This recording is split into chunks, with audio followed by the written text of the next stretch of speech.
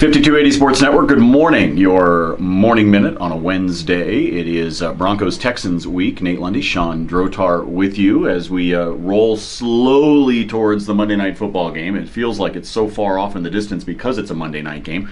But let's go ahead and preview it a little bit. Shawn, you and I on the radio show this morning on Mile High Sports Radio, you can hear us at 7 o'clock.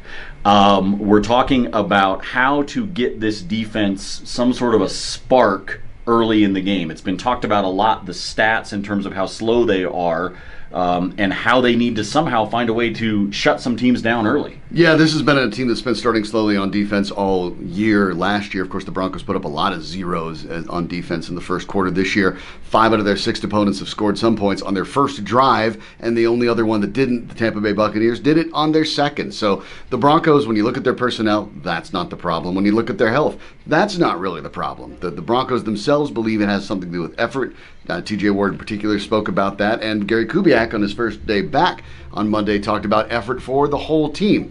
The Broncos defense has to get going earlier, especially against the Texans, because you can't ask the Broncos offense, which is in flux at best. It's a little bit wobbly. You can't ask them to have to be coming back in every game. It's not really built to do that. Well, exactly. And you also have a team in the Texans that is prone to turnovers. We know that. We've seen the fact that Brock Osweiler has not been stellar by any stretch for the Houston Texans. He's been below average. Despite the comeback and the victory this past week, he has been slow in terms of getting that offense going, and so the Broncos defense needs to absolutely take advantage of that. Now, on the offensive side of things, they also, to the effort point that you made, they need to get the offense sparked early as well and not be simply relying on the defense to take care of them and keep them in the games. They need to put themselves into a position where now the defense can be unleashed because they've got a 7 or an 8 or a 10-point lead. That's something I think that would be very big on Monday night. And to do that, they need more balance. And what they need, the running game to start to take off. C.J. Anderson, and you had a terrific stat on it, how he diminishes and sort of returns over the course of the game. Devontae Booker's going to start getting more carries. Gary Kubiak was very clear about that. The question is how many? Last year there was a 47 to 45% split between Ronnie Hillman and C.J. Anderson. Now it's about 70-30 Anderson to Booker. I expect that to change, and maybe even dramatically this week. Certainly they're going to try to involve Booker more in the passing game as well, where that speed is an advantage. It also gets both guys out from behind the offensive line, which is the Broncos' biggest problem spot.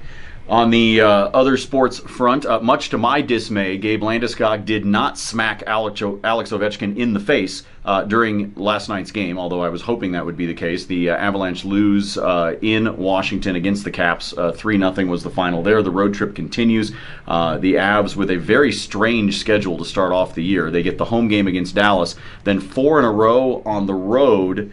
Then they have 6 days off until they play again at home. It's very, very strange, but still 2 more games to go on the road trip. They've got to play the 2 Florida schools, but they are off today.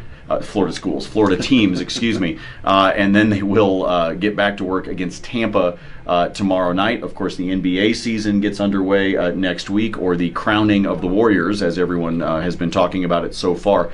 By the way, heard a stat this morning. All credit to Mike and Mike. Heard a stat this morning. First time ever in any professional sport that a team has opened up in Vegas at a better than 1-to-1 odds to win the championship. It's never happened before that they are so far ahead you have to bet 150 just to win 100. Go That's NBA. Never happened That's before. so much fun, all these super teams. Enjoy that. Get ready for the 6 months of that stuff. Fun. Unbelievable. So there you go. There's your fun stat for the morning. We'll be back with you again tomorrow morning, as I mentioned, Mile High Sports Radio, every weekday morning at 7 o'clock, AM 1340, FM 1047. Shawn and Nate, 5280 Sports Network Morning Minute. See ya.